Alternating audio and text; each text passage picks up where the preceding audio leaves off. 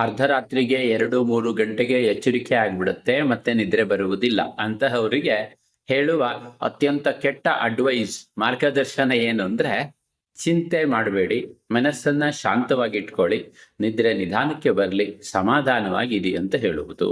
ಯಾಕೆಂದ್ರೆ ಸಮಾಧಾನವಾಗಿರ್ಬೇಕು ಅಂತ ಅವ್ರು ಎಷ್ಟು ಪ್ರಯತ್ನ ಮಾಡ್ತಾರೋ ಅಷ್ಟು ಮನಸ್ಸು ಇನ್ನಷ್ಟು ಗಡಿಬಿಡಿ ಮಾಡಿಕೊಂಡು ಸಮಾಧಾನವಾಗಿರ್ಲಿಕ್ಕೆ ಪ್ರಯತ್ನ ಮಾಡಿದ್ರಿಂದ ನಿದ್ರೆ ಬರುವುದು ಇನ್ನಷ್ಟು ತಡವಾಗುತ್ತೆ.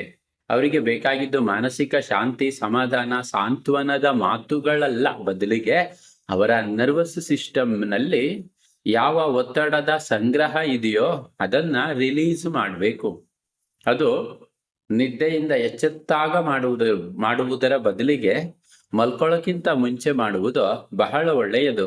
ನರ್ವಸ್ ಸಿಸ್ಟಮ್ ನಿದ್ದೆ ಹೋಗುವುದಕ್ಕಿಂತ ಮುಂಚೆಯೇ ನಾನು ಪೂರ್ತಿ ಸುರಕ್ಷಿತವಾಗಿದ್ದೀನಿ ಎನ್ನುವ ಫೀಲಿಂಗ್ ಅನ್ನು ಅಬ್ಸರ್ವ್ ಮಾಡಿಕೊಂಡಿದ್ರೆ ಎಚ್ಚರಿಕೆ ಆಗುವ ಸಾಧ್ಯತೆಯೇ ಇರೋದಿಲ್ಲ. ಹೇಗೆ ಮಾಡುವುದು? ಅದಕ್ಕೆ ಬೇಕಾಗಿರುವ ವ್ಯವಸ್ಥಿತವಾದ ಉಸಿರಾಟದ ಕ್ರಮವನ್ನ ಕ್ಯಾಪ್ಷನ್ನಲ್ಲಿ ವಿವರಣೆ ಕೊಟ್ಟಿದ್ದೇನೆ.